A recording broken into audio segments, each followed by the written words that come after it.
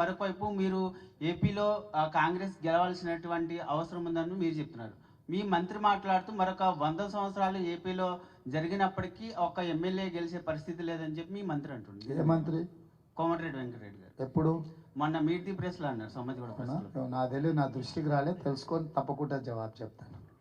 మోడీ గారు మాట్లాడేది ఎన్నికలలో గెలవడానికి తప్ప, రిటారిక్ స్పీచ్ అంటారు కదా, ఆర్నమెంటల్ ఆర్గ్యుమెంట్ చేస్తారు మోడీ గారు. వారు యాక్చువల్స్ మీద ఏం మాట్లాడరు.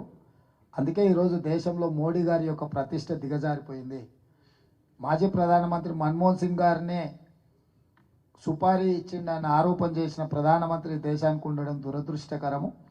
నరేంద్ర మోడీ గారు మాట్లాడేది ఏదైనా ఎన్నికల సందర్భంలో రాజకీయ ప్రయోజనానికే. కాబట్టి ఈ అంశాల మీద మనం ఎంతసేపు మాట్లాడినా ఆయన అబద్ధాల మీద మనము మాట్లాడుకోవడమే తప్ప దానివల్ల ఎలాంటి ప్రయోజనము లేదు. సార్, తెలంగాణ